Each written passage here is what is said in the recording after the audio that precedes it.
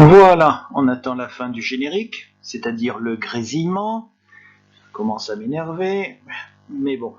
Et nous attaquons la vidéo numéro 9 concernant le dessin animé Attention al cliente. C'est un dessin animé qu'on va étudier jusqu'à la fin de la semaine, mais on va pas aller beaucoup plus loin parce que, en fait, à la base, ça n'était pas prévu pour ça. C'est un document qu'on aurait dû faire en classe beaucoup plus vite, mais vous comprenez bien qu'en classe, je pose une dizaine, une quinzaine, une vingtaine de questions pendant l'heure de cours. Vous me donnez une quinzaine ou une vingtaine de réponses pendant la même heure de cours et forcément on avance beaucoup plus vite. Là, au maximum, je vous pose 5 questions par vidéo. Donc forcément, on ne peut pas aller aussi vite. Donc, on va jusqu'à la fin de la semaine et on passera après les vacances, à un autre document. Allez, c'est parti pour le deuxième grésillement, puisque je vais changer de diapositive et que PowerPoint, chaque fois que je change de diapositive, grésille. Voilà, moi aussi intérieurement je grésille, et on met la date à partir de laquelle vous pouvez faire le travail. Il s'agira ici d'observer un petit peu les réponses aux questions de la dernière fois, et on travaillera également la lecture. Bien, le lien de la vidéo sur laquelle nous travaillons s'affiche au-dessus. Normalement, il doit apparaître dans la description si j'ai bien fait mon travail. Et on va tout de suite voir les réponses qu'il était possible, alors j'ai bien dit possible, de donner. Parce qu'il n'y a pas une réponse obligatoire à la question que je pose, il peut y avoir plusieurs façons de répondre. Donc si vous avez répondu autrement, il est possible que votre réponse soit correcte, même si je ne peux pas la corriger. Sauf, bien entendu, si vous voulez me l'envoyer sur le mail, là, auquel cas, je ferai l'effort de répondre, de vous donner mon avis sur votre solution. Il n'y a aucun souci à ce niveau-là. Voilà. Donc, vous avez en bleu la question, en noir, en gras, la réponse. Alors, je sais que beaucoup d'entre vous travaillent sur téléphone. Donc j'ai essayé d'écrire un petit peu plus gros pour que ce soit lisible sur téléphone. Je ne sais pas si c'est suffisamment efficace. Alors si jamais vous avez des difficultés, peut-être éventuellement vous pouvez faire des captures d'écran et travailler à partir de ces captures d'écran que vous pouvez grossir, sur lesquelles vous pouvez zoomer, et ça sera peut-être plus facile de cette façon-là. Je ne sais pas, c'est un petit peu à vous de voir un petit peu comment ça fonctionne. Alors ce que je vous propose tout de suite, ça va être la chose suivante. Je vais commencer par vous donner la traduction de la question et de sa réponse, et ensuite je vous lis en espagnol la question et la réponse. On va fonctionner comme ça. Alors, première série de questions, puisqu'en fait il y a 2 questions. Que regarde la grand-mère et combien d'argent a-t-elle? Réponse possible, la grand-mère regarde combien d'argent elle a 20 euros. En espagnol, ça donnerait que mira la abuela, cuánto dinero tiene. La abuela mira cuánto dinero tiene 20 euros. Deuxième question, où va-t-elle? Elle va au supermarché. En espagnol, ¿a dónde va? Va al supermercado.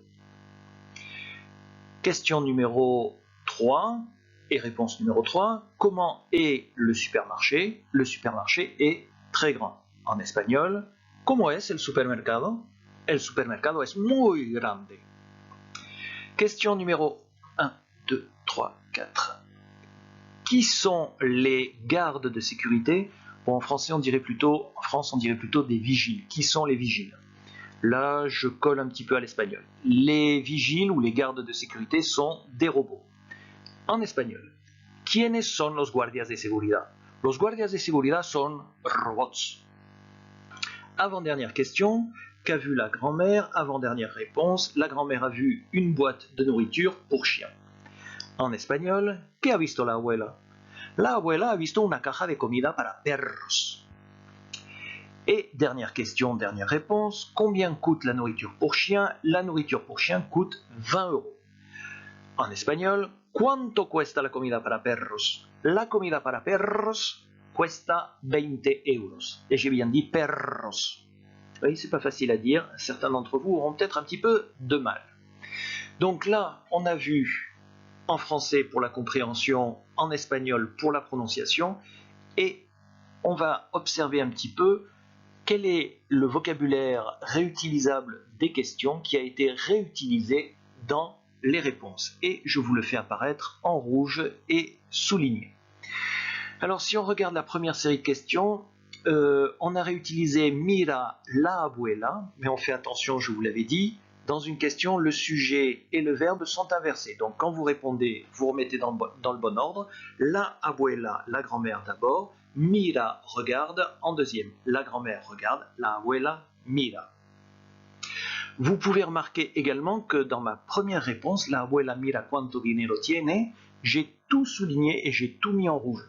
Parce qu'en fait, vous pouviez réutiliser une grande partie de la première question, de cette ligne-là, et toute la deuxième question.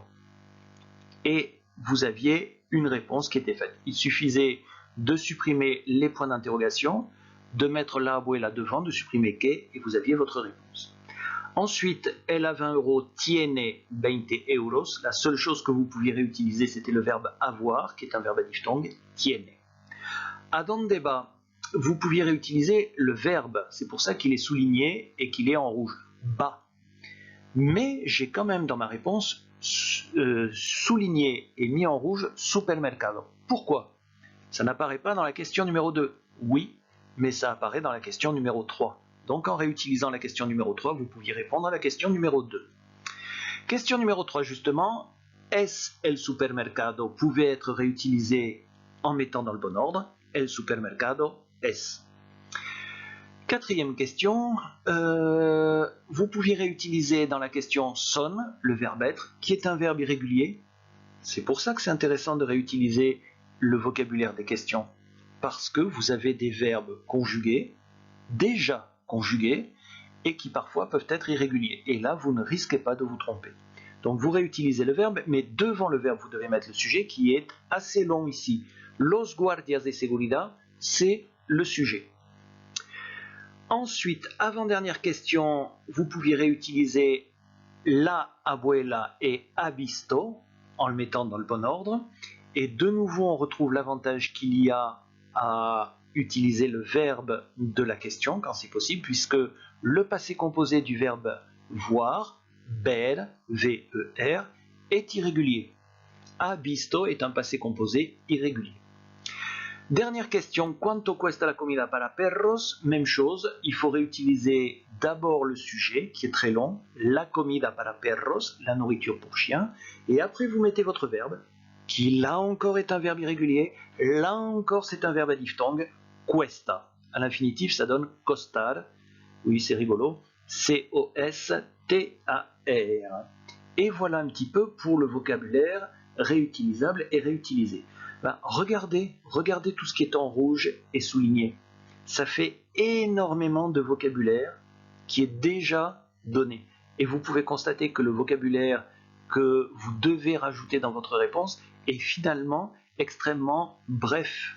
Il y a très peu de vocabulaire à rajouter. Donc vous voyez que c'est intéressant de s'appuyer sur les questions pour répondre. Ensuite, j'ai mis des trucs en orange. Alors, pourquoi est-ce que j'ai mis des trucs en orange? Que je m'en souvienne. Ah oui, c'est les difficultés de lecture. Alors, les difficultés de lecture, parce qu'il va falloir que vous lisiez pour vous entraîner, sont les suivantes. J'attire votre attention dessus parce que ce sont des erreurs que je retrouve chaque année. Alors, regardons la première réponse. J'ai mis en orange le E de tiene. Il faut faire attention. En espagnol, il n'y a pas de E muet. Tous les E se prononcent E. Donc, ici, on doit dire tiene. Ensuite, dans 20 euros, c'est un petit peu le même problème. C'est que quand il y a deux voyelles l'une à la suite de l'autre, ben, beaucoup d'élèves ont des difficultés pour prononcer ça. Alors, si je prends 20 pour 20, le problème, c'est que beaucoup d'élèves ont tendance à inverser le E et le I. Chaque année, c'est pareil. Donc, faites attention. Vous pouvez éventuellement décomposer la lecture, au moins pour vous entraîner, et au lieu de dire 20 du premier coup, vous faites B-in-T. Et après, vous accélérez. B-in-T, B-in-T, B-in-T, B-in-T, B-in-T, et là, vous arrivez à le prononcer correctement. Pour le mot euros, le problème c'est le français.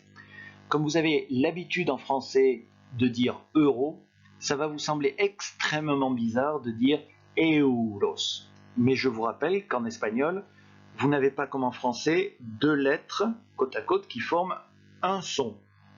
En espagnol, je caricature un tout petit peu, mais en espagnol, quand vous avez une lettre, vous avez une prononciation. Vous avez deux lettres, vous avez deux prononciations. Je caricature un petit peu, hein, c'est pas tout à fait exact, mais dans ce cas-là, c'est vrai. Et il faut bien prononcer le E, le prononcer et, le U, le prononcer OU. Et on prononce bien, je décompose exprès, euros, euros, euros. Il faut prononcer comme ça. Ensuite, deuxième question, va al supermercado. Alors j'ai mis en orange al. Alors ça, c'est même pas un problème de lecture, mais c'est pour vous rappeler que O, A-U en français, donne al en espagnol. Disons que d'une manière générale, chaque fois que vous avez la préposition a au contact de l'article L, ça fusionne, al. Ensuite, c'est pas que des problèmes de prononciation, il y a aussi quelques petits problèmes de grammaire. Je vois que j'ai mis en orange S du verbe ser, le verbe être, un des deux verbes être, et je l'ai mis en orange parce que c'est un verbe irrégulier, il faut y faire très attention. Et ici, vous avez le verbe ser, parce que le supermarché est très grand, par définition. C'est sa caractéristique essentielle. Donc, on est obligé de mettre le verbe ser. Ensuite, j'ai mis le mot robots, j'ai mis les lettres T et S en orange, parce que c'est un mot qui est d'origine étrangère, et les Espagnols, pour ce mot-là, qui est encore d'une certaine manière tout nouveau, les Espagnols n'appliquent pas les règles normales. Normalement, ça se termine par une consonne, il faudrait rajouter ES pour mettre au pluriel. Là, ils n'ont rajouté qu'un S, parce qu'ils considèrent que c'est encore un mot d'origine étrangère. Bon, écoutez, c'est les Espagnols, c'est leur langue, ils ont le droit, moi je ne suis pas d'accord, mais bon, c'est comme ça.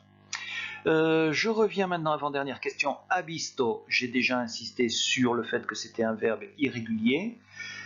J'ai mis en orange le J du mot caja, qui veut dire une caisse, une boîte. Alors ça, je l'ai mis en orange parce qu'il faut faire très attention. C'est un piège. Le J en espagnol se prononce R.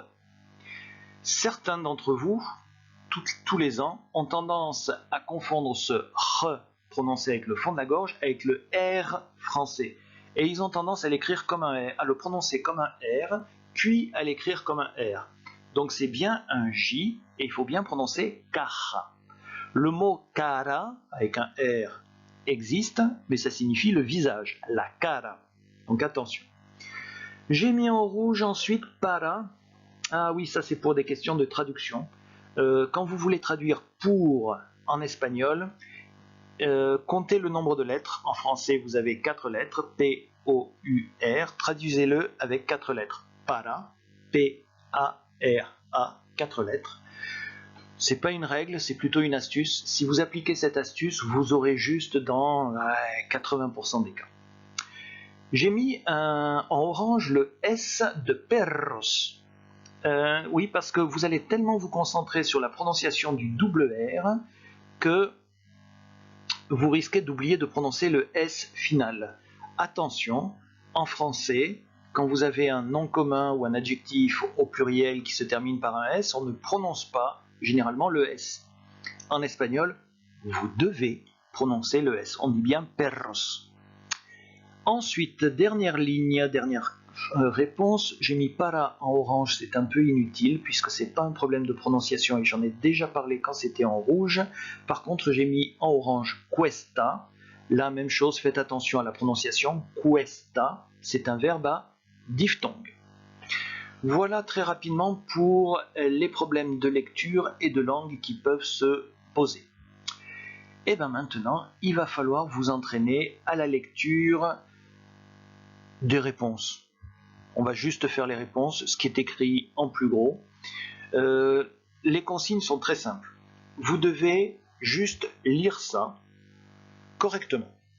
Ça veut dire sans hésitation, sans faute. À partir du moment où vous arrivez à lire à voix haute, sans hésitation et sans faute, vous pouvez considérer que votre lecture est correcte. C'est important de bien réussir une lecture parce que c'est ce qui vous permettra également de bien réussir un apprentissage par cœur. Si vous ne lisez pas correctement, si vous lisez avec des hésitations, si vous lisez avec des fautes, vous ne pourrez pas apprendre par cœur correctement. Donc il faut toujours commencer par ça. Et il faut commencer par lire à voix haute. Ça, vous n'y échapperez pas, c'est indispensable. Donc entraînez-vous à ça. Vous pouvez vous reporter pour ça au début de la vidéo où je vous lis les différentes questions et les différentes réponses. Sinon, je pense que j'aurais mis en description les phrases, les réponses. Donc vous pourrez les placer à ce moment-là dans Google Traduction ou dans Reverso et l'utiliser pour écouter. Ou si vous travaillez avec quelqu'un, vous pouvez mettre une phrase dans Google Traduction, dans Reverso, cliquez dessus pour écouter et répéter juste après. Et s'il y a une personne en plus à côté de vous qui vous écoute, elle fera mieux la différence, elle verra mieux éventuellement les erreurs qu'il peut y avoir. Donc, si vous avez la possibilité, faites-le avec quelqu'un, même quelqu'un qui n'a pas fait d'espagnol peut arriver à repérer des différences de prononciation. Mais utilisez bien Google Traduction ou Reverso avec la petite icône haut-parleur pour vous entraîner à lire correctement. Et en même temps, ça vous fera un gros avantage pour les années suivantes parce que ça va vous permettre d'être autonome et d'apprendre quelque chose de réellement juste. Pas uniquement basé sur un souvenir de ce que vous avez entendu en classe et plus ou moins bien écouté. Là, vous allez pouvoir partir de quelque chose dont la prononciation est correcte. Voilà. Si je ne me trompe pas, on doit être pratiquement arrivé à la fin. Donc je vous souhaite une bonne lecture et on se retrouve pour la prochaine vidéo, la dernière avant les vacances.